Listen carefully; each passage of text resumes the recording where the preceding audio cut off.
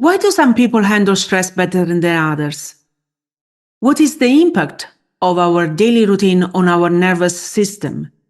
And have you ever wondered how your nervous system affects your mood and well-being?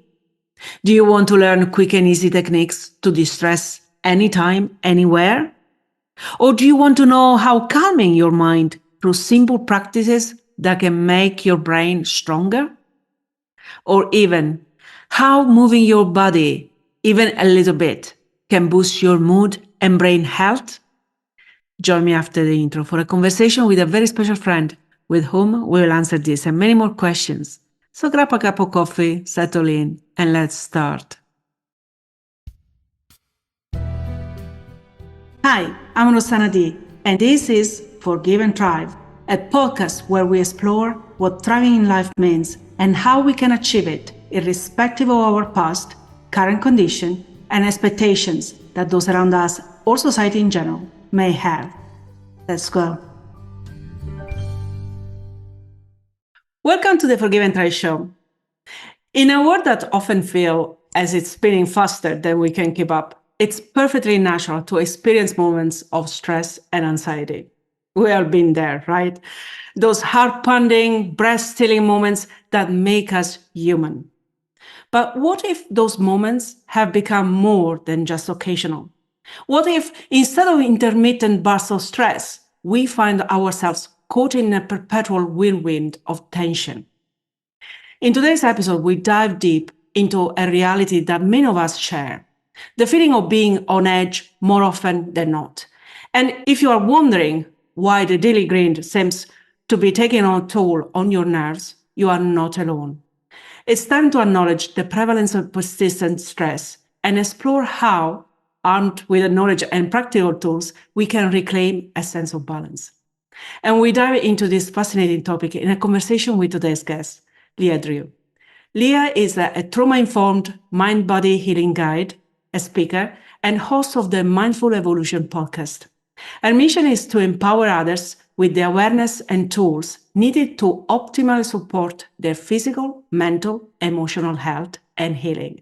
She helps her client turn their wounds into wisdom and pain into power so they can catalyze their healing and growth, enhance their relationships, step into their fullest self-expression, and reclaim their quality of life. Hi, Leah. Welcome to the Forgive and Thrive show. Thank you so much for being with us today.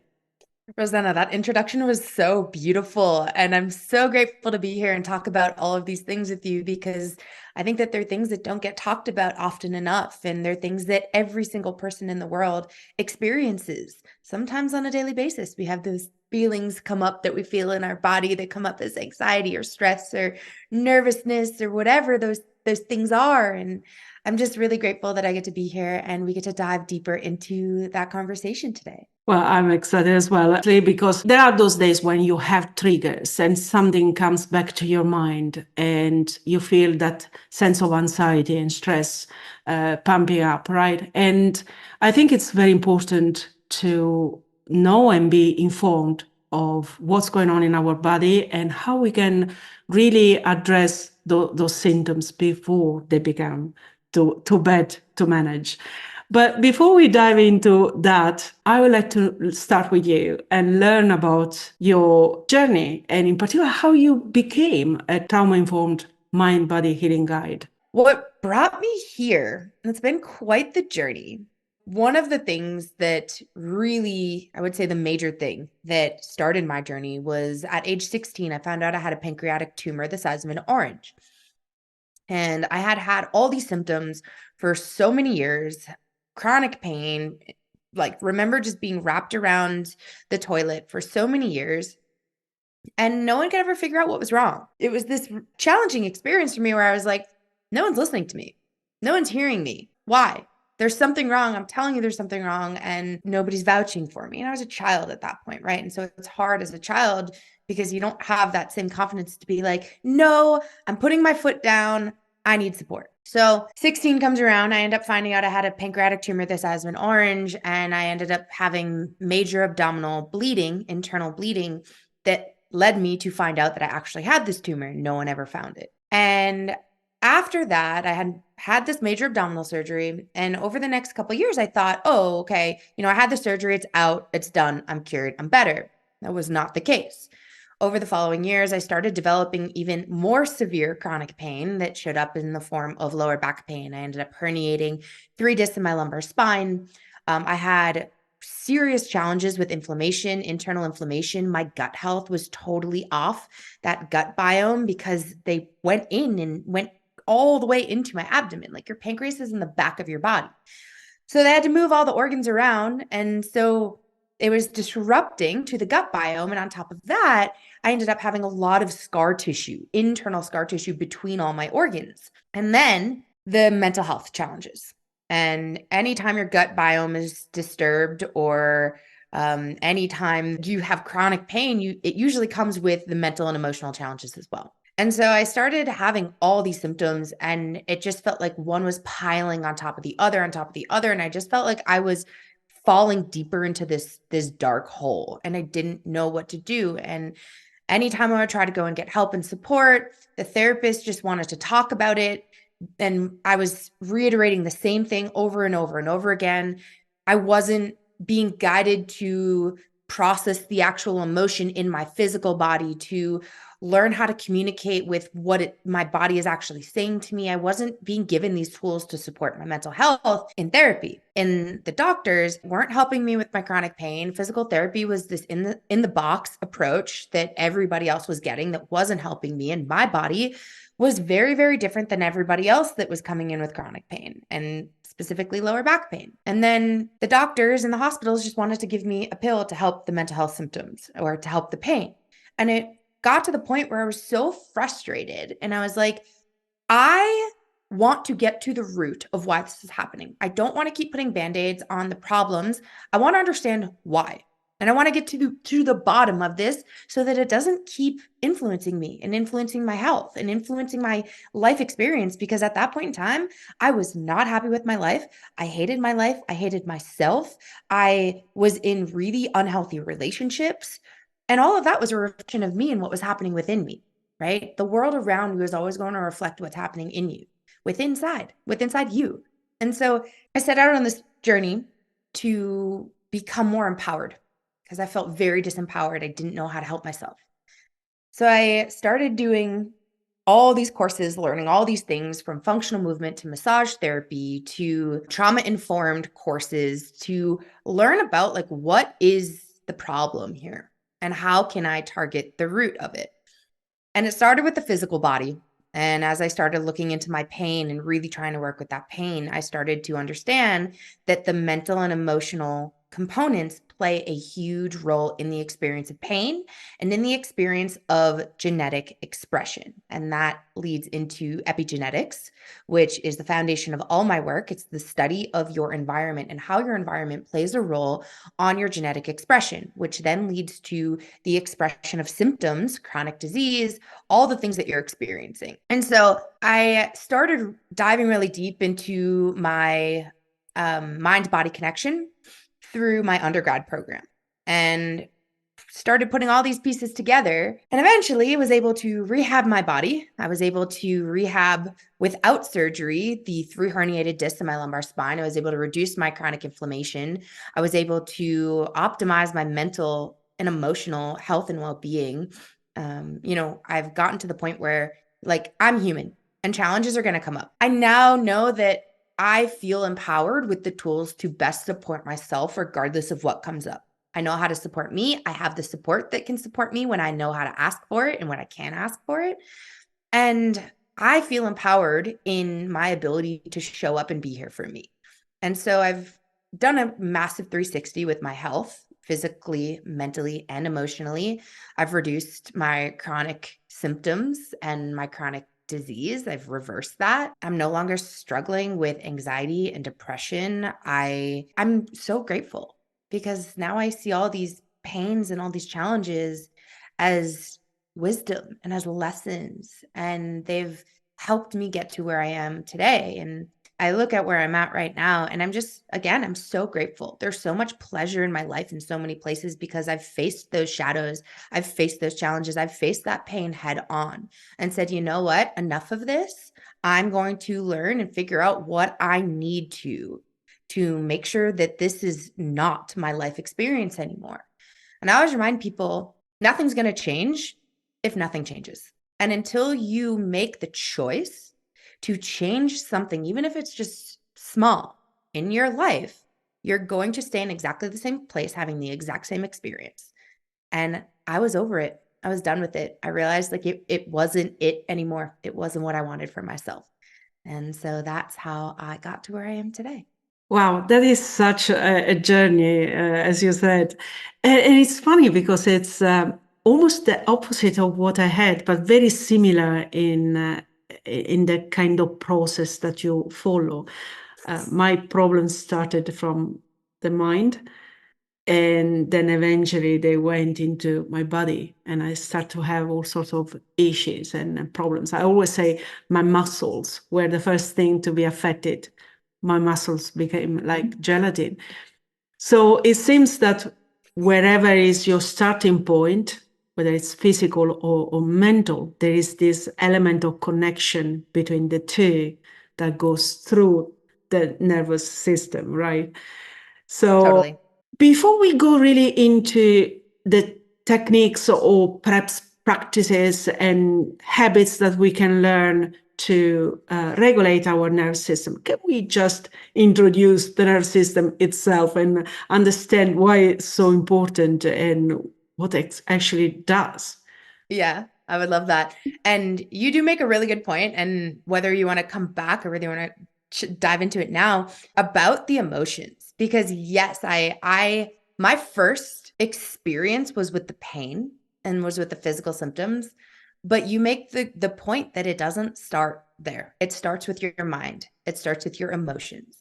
And when I ended up looking back, I got to see that in my childhood, the emotional dysregulation that I experienced in my body and my nervous system, which we're going to dive into, that is what led to me developing this tumor. The environment is what led to me having all these physical challenges. Like you said, once it started up here in your mind, then you started to feel it in your body. And that's what happens. It always starts with the mind and the emotions, always.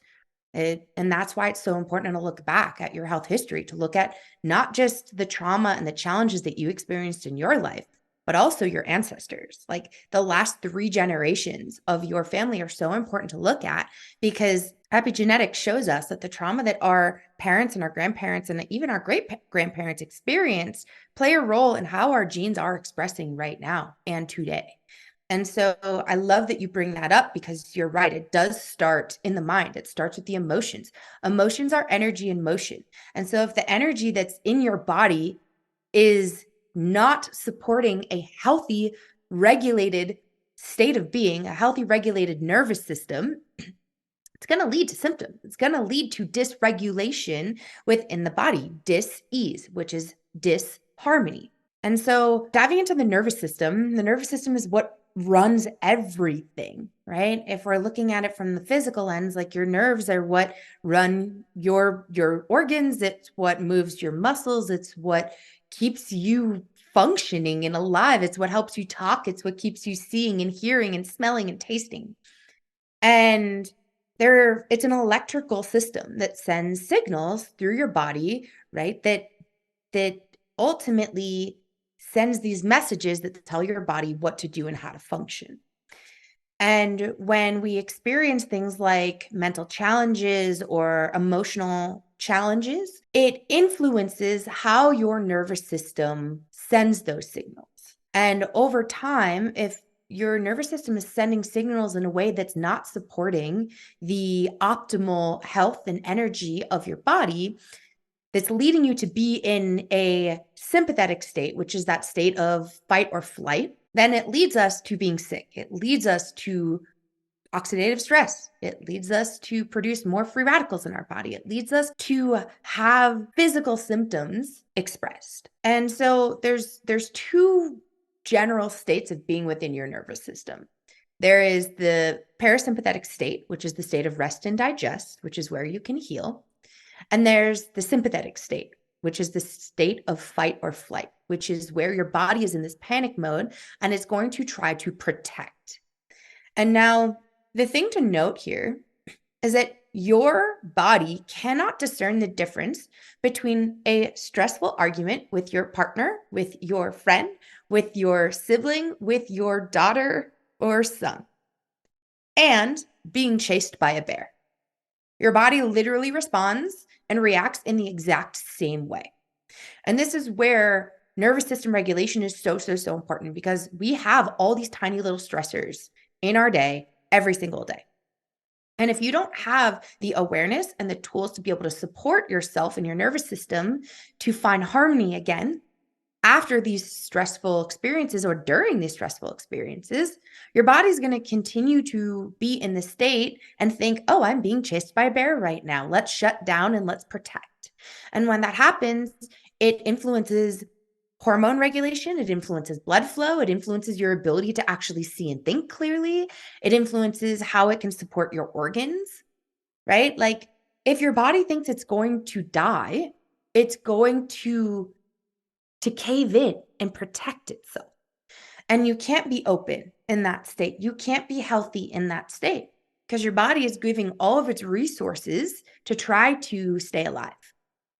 And so this is where learning how to bring more regulation to your body can prevent you from having chronic mental health challenges, chronic diseases, and also by learning to regulate your nervous system, you then get to heal some of the things that are leading you to protect and to retreat and to try to like save your own life.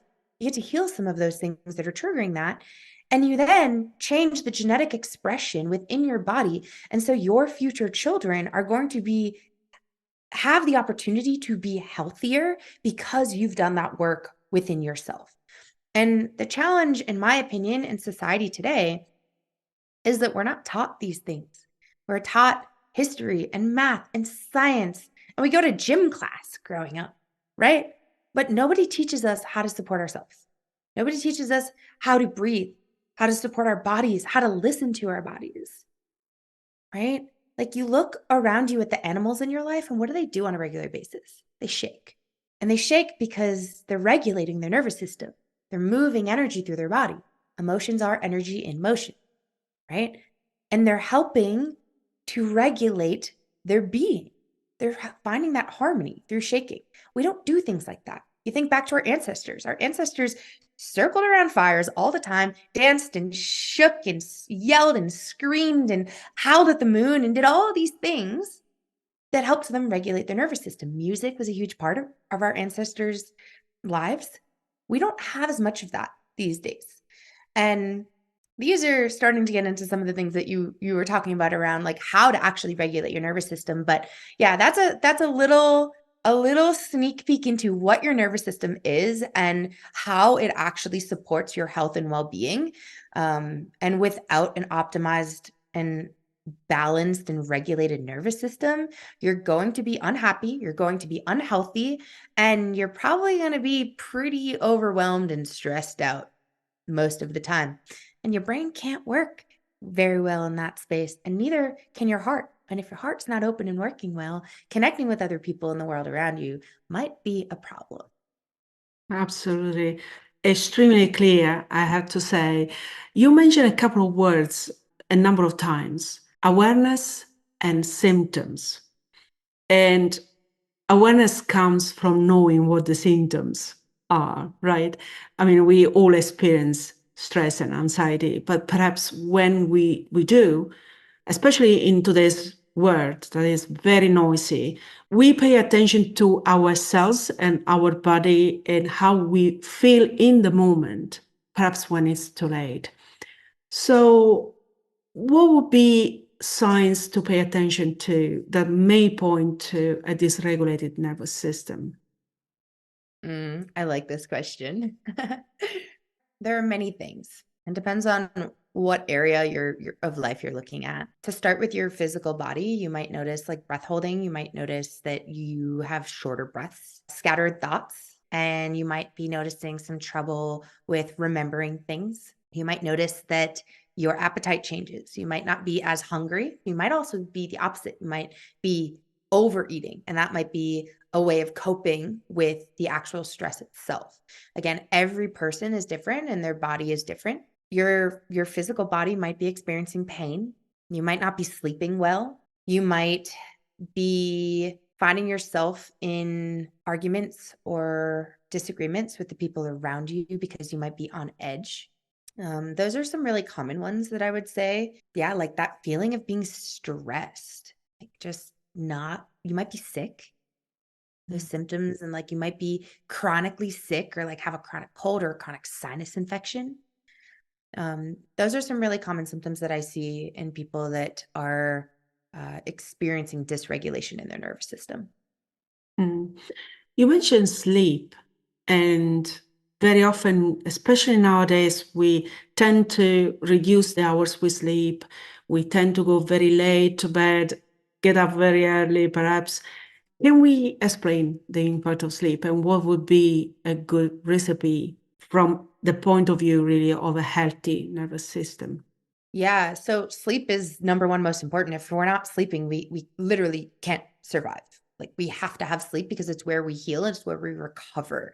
It's where our bodies regenerate. It's where our brain regenerates. It's where your lymphatic system gets to be cleansed, and your glymphatic system, which is the lymphatics of your brain, gets to cleanse and remove toxins and waste products and the things that your body needs to eliminate, right? So that you can have an optimized body and be healthy. And so if we're not sleeping well, our circadian rhythm is off. And we get to look at, why is the circadian rhythm off? And that can be due to a number of reasons. It can be due to cellular health. It can be due to stress. So when we look at cellular health, we're looking at vitamin and mineral deficiencies or imbalances.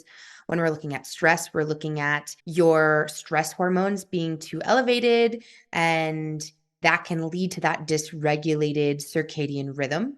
When it comes to regulating that circadian rhythm, there's a whole lot of things that can be done, from getting sunlight in the morning and the evening so that you can start to regulate melatonin levels and reduce those stress hormones so that your body can relax enough to sleep well. We are looking at supporting with healthy foods, right? Your diet's super important. What you're putting in your body is your fuel. And that fuel is what's going to help you move through the day. It's what's going to help you regulate your nervous system. It's what's going to help you regulate those circadian rhythms.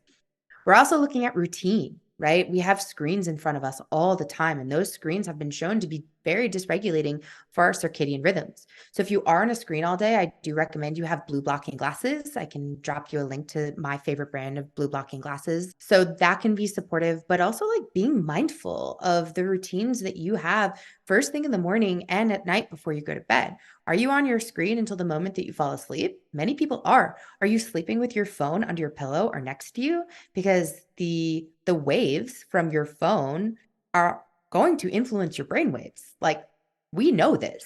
There are studies on 5G that were done back in like the 70s and 80s that show us that these waves are not supportive and beneficial for optimal health. That has been shown. It's the way that our world is continuing to progress. We can't avoid it, but what we can do is support it, support ourselves through it. So for me, I turn off my phone at night. My phone gets completely turned off. If someone needs to reach me and it's that important, I'm gonna find out regardless. To me, there's nothing so important that it could disrupt my sleep. I understand for parents, if maybe like their children are going out and they want or need to know if like something happens in the middle of the night. But in those cases, I say put your phone on either airplane mode or sleep, and like, or put it in another room and turn it on loud and have it in another room, right? But having that phone outside of your room, we have this addiction to our phone and this addiction to the instantaneous dopamine. And that's also just regulating our nervous system, having this addiction, right?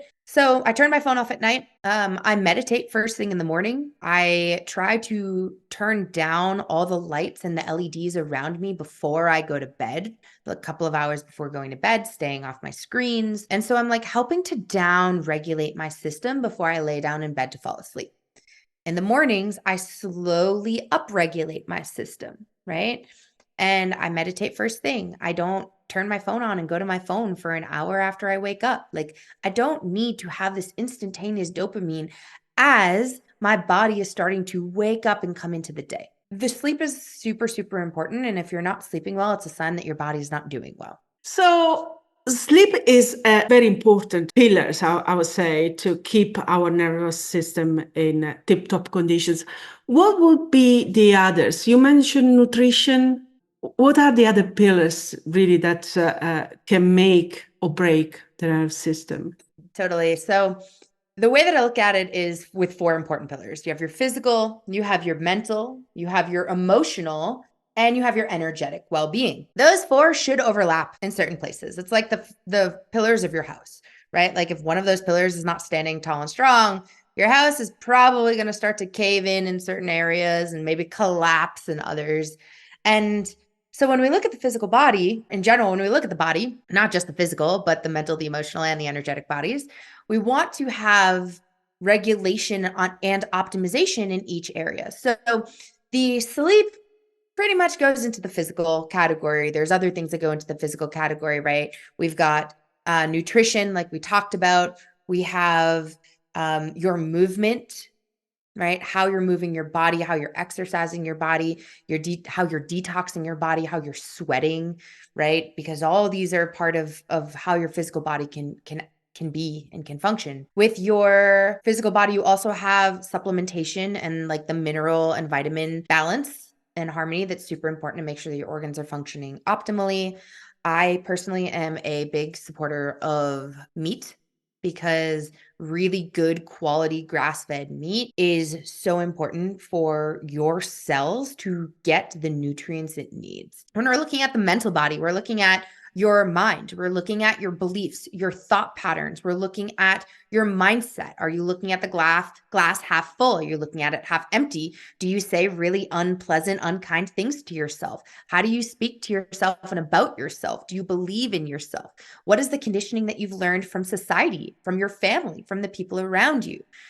And then we have your emotional health, which pretty self-explanatory, but here we're looking at the emotions that you're experiencing on a regular basis, how you're processing those emotions. Your body keeps the score on everything.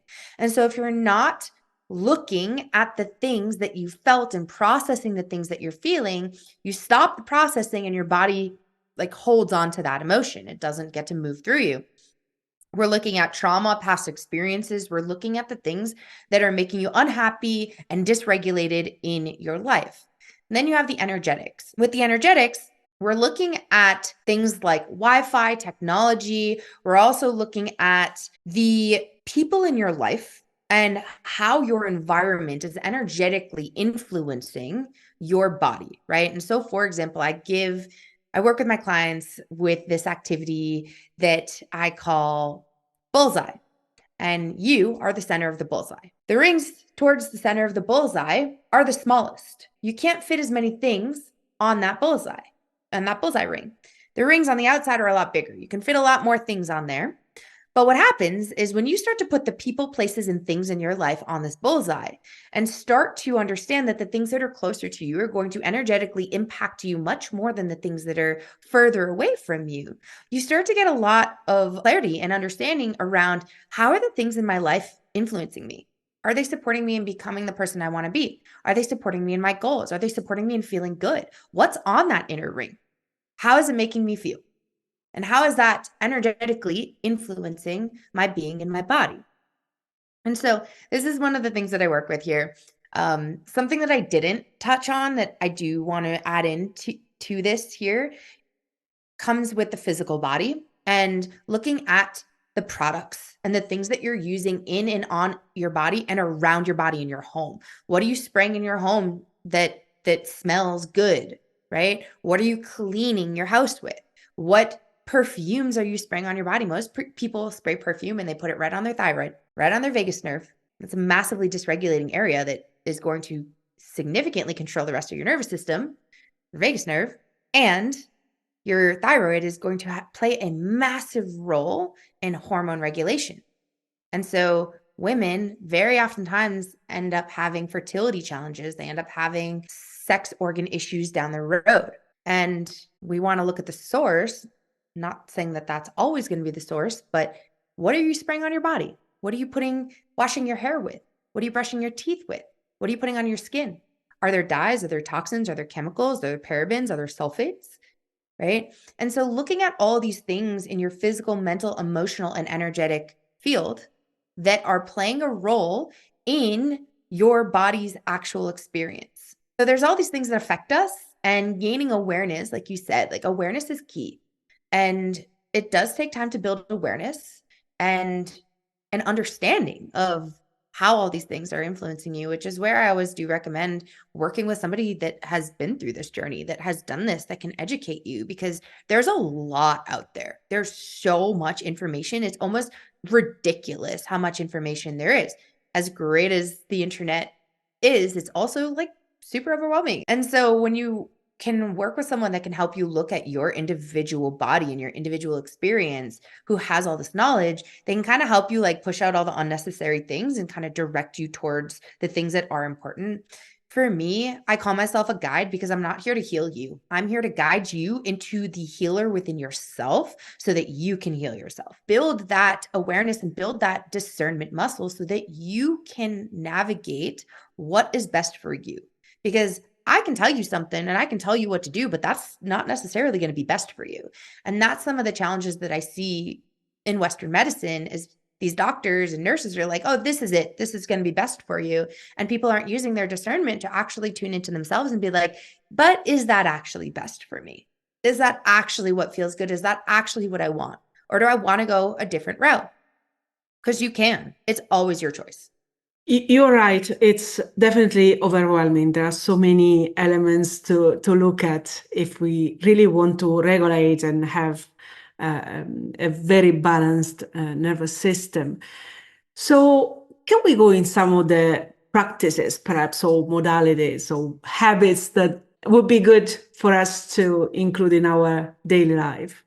I would love to share. So I gave that example a little bit earlier of the bullseye, which I think is a really, really powerful practice to help really get clear on what are the things around you, the people, the places, and the experiences that are influencing you, all the things you're engaging with on a regular basis. Put those on a bullseye and see where they fall.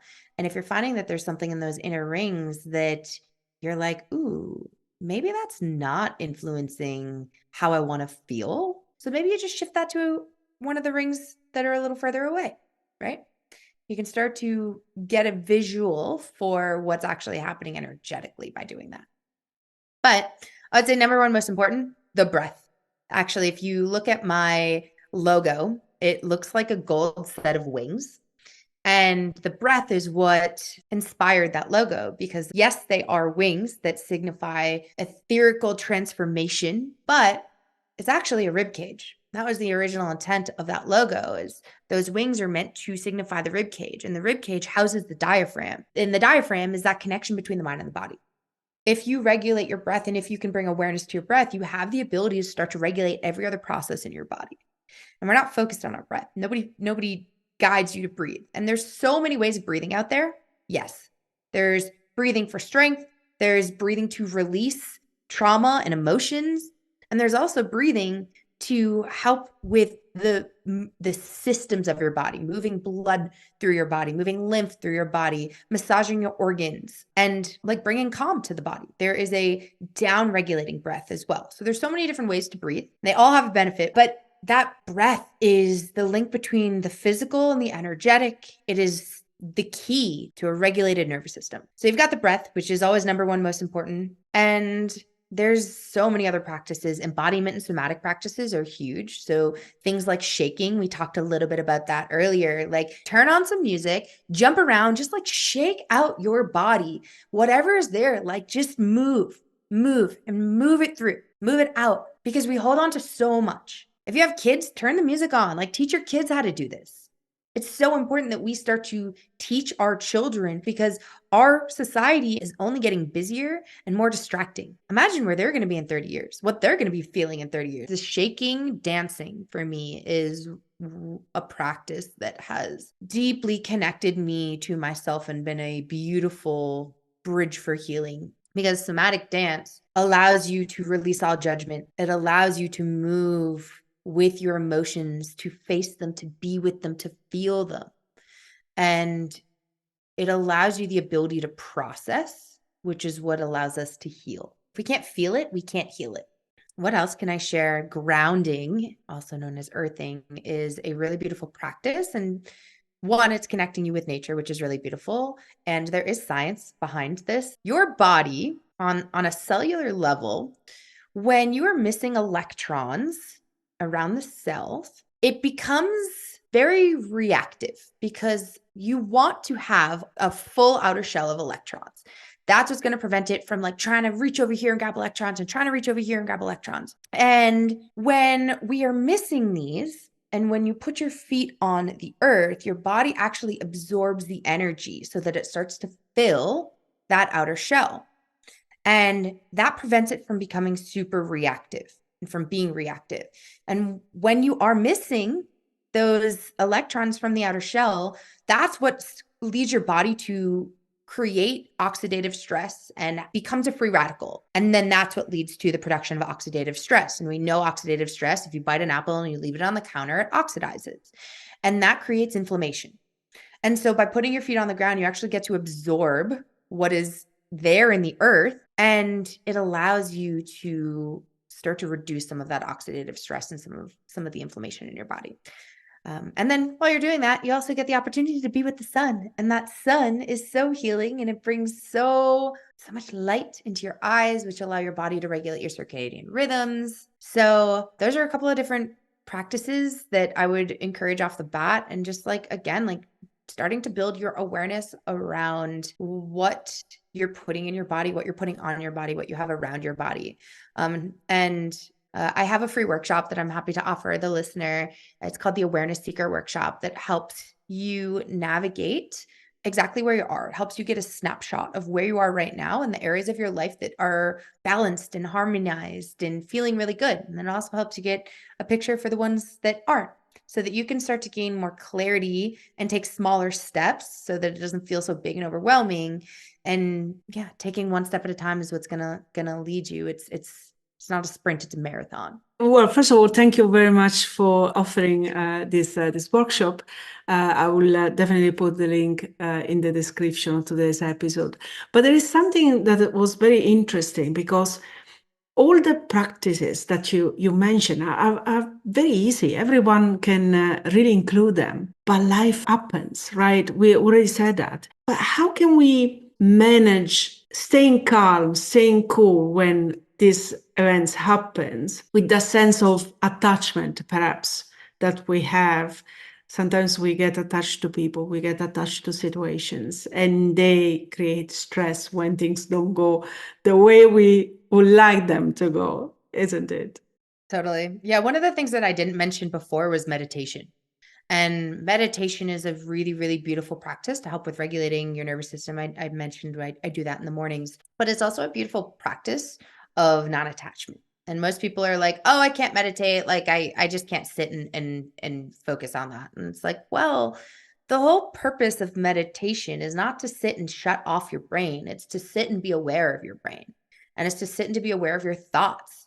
And it's to sit and to be aware of what comes up in your physical, mental, and emotional bodies, energetically, what comes up in your energetic body. Imagine if you were laying in the grass watching the clouds go by, and you either have the option of watching the cloud, staying with the same cloud and continue watching it across the sky, or you can continue just looking straight up and watching each cloud that passes through that space, right? You can think of it the same thing watching traffic go by, right? You can either watch the car speed by in front of you, or you can attach your eyes to the car and follow the car as it moves. And meditation is the same way with your thoughts. It's not about shutting your mind off. It's about being present, being still and noticing when a thought comes up and having the ability to not attach to that thought and follow down the road with it. It's the ability to say, oh, okay, that came up. I note that. I'm going to let it pass. Okay, that came up. I note that, and I'm going to let that one pass. Right. And I think this is a really beautiful way of practicing non-attachment. It is hard as a human to be unattached, especially in intimate and romantic relationships.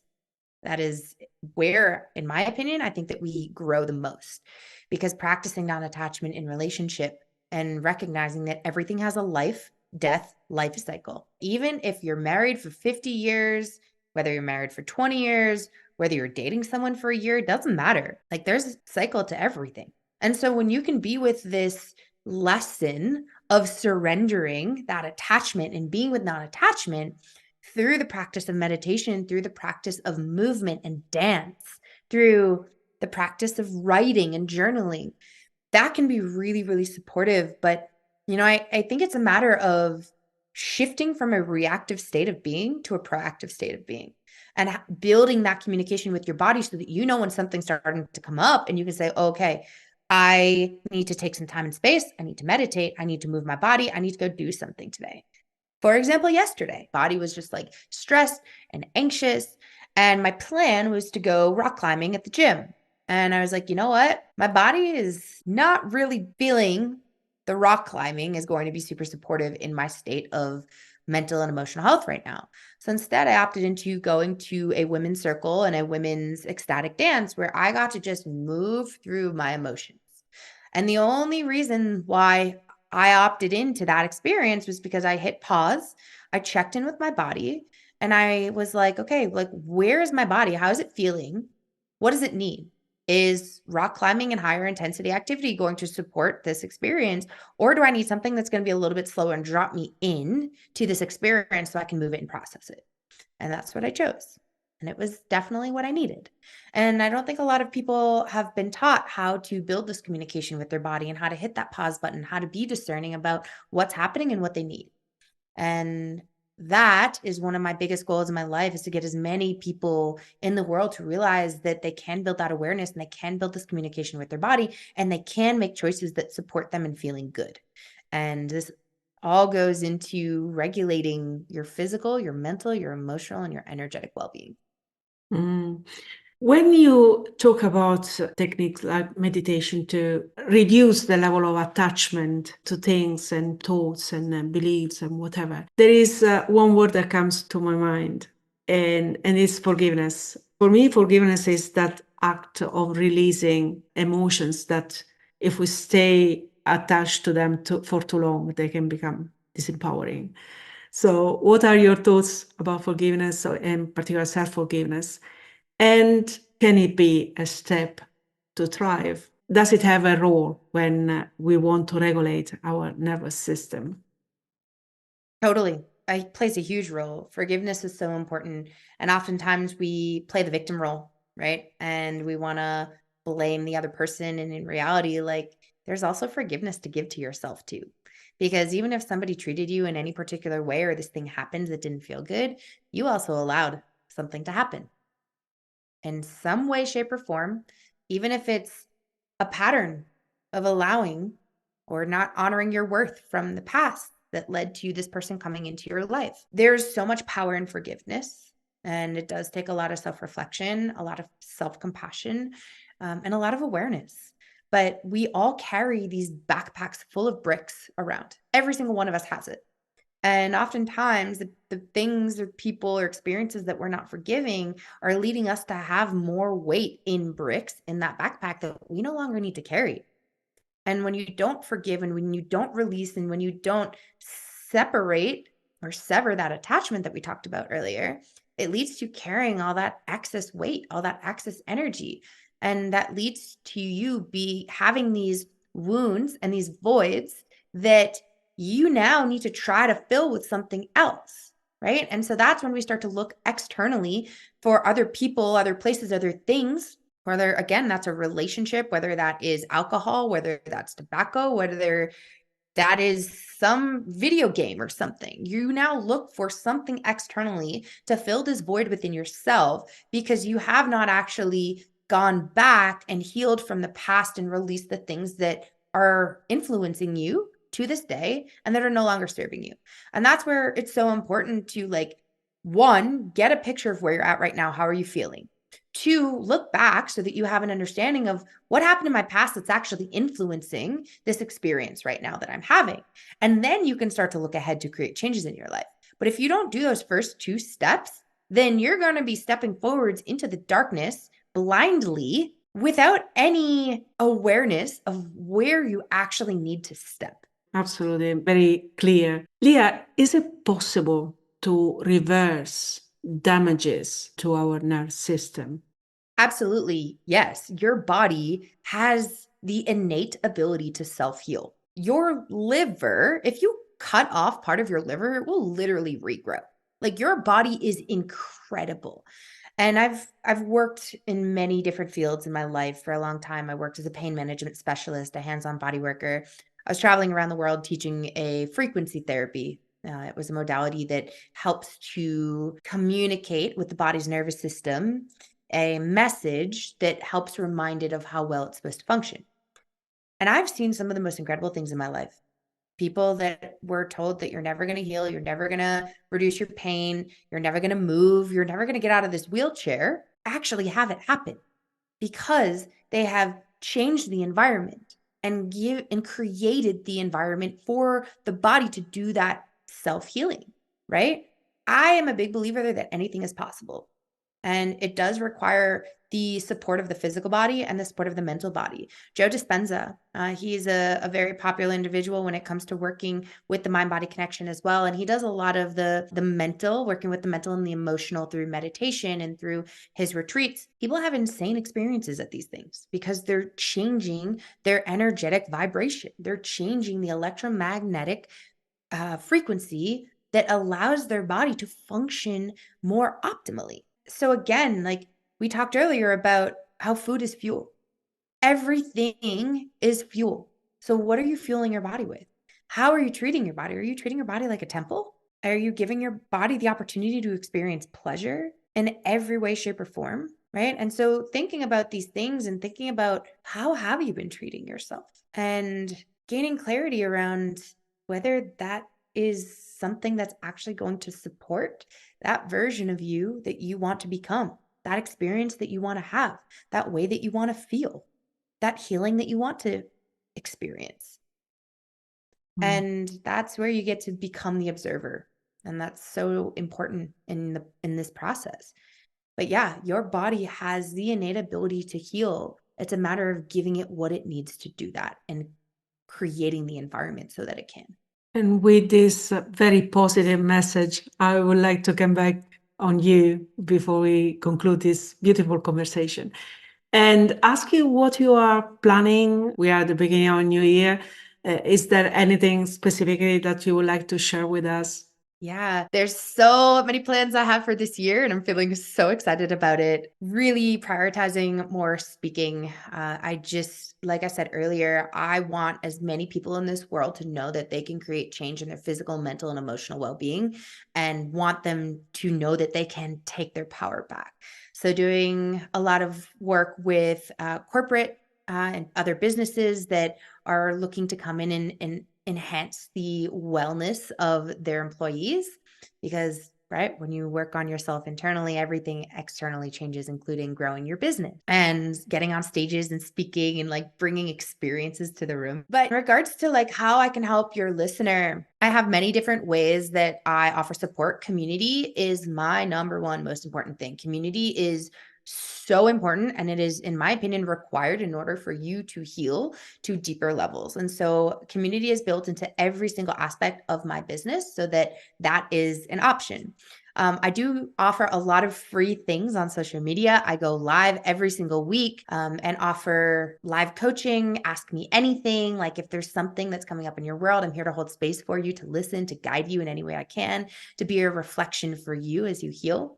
And then I mentioned the Awareness Seeker workshop. That's also a free workshop. I'll give you the link there so that your listener can have a beautiful reflection of where they're at in their world and start to create small changes. And then I offer one-on-one support. I have a women's membership. So for conscious-led women who are looking to step into their confidence and step into their voice and feel more empowered so that they can lead better in the world as a mother, as a friend, as a CEO, as an entrepreneur, and so that they can start to be that change that they want to see in the world and can be that inspiration for those around them. And then I have a signature program called the Mind Body Initiative. And so if you listen to this today and you're like, wow, like all of these things resonate with me, I don't know where to start, and you want to learn more about each aspect and avenue of the healing process, the intention of the Mind Body Initiative is to shine a light on as many possible doorways of healing as I can and lay the path for you so that you can choose and discern which path is right for you and which path you want to go down. And there's tons of resources and group guest coaches that I have in there as well. And so there's an opportunity for you to go through the course at your own pace, or you can opt into group coaching and you can have that added on so that you can have the support, the community, and really get there faster. So lots of different ways that I can be of support. And I'm starting to build retreats in this year, both women's retreats and co-ed retreats. So I'm so freaking excited for that. So yeah, just regardless of whether you are looking to work with me as a client or not, I love humans. Like I love, love, love, love, love connecting with humans. And so I just invite you into my world. Come hang out with me on social media, come follow along, send me a message, let me know how you heard me and where you heard me, and just like say hello. Let me know how you're doing. I love that. Absolutely. And as always, we will put all the links in the description of today's episode, so everybody will find you on the other side. Leah, very final question.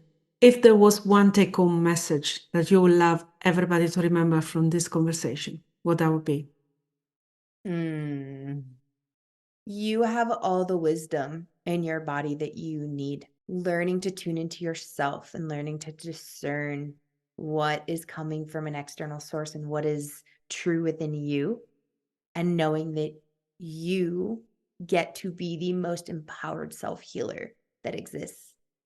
And regardless of where you're at on your journey in your healing with your physical, mental, or emotional bodies, you can always create a change. And that change, it is always your choice.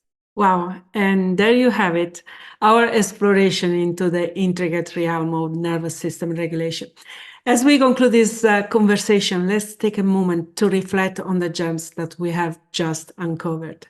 Remember, it's perfectly natural to face stress from time to time, but when stress becomes a persistent companion, then it's our responsibility to reclaim balance and harmony in our life.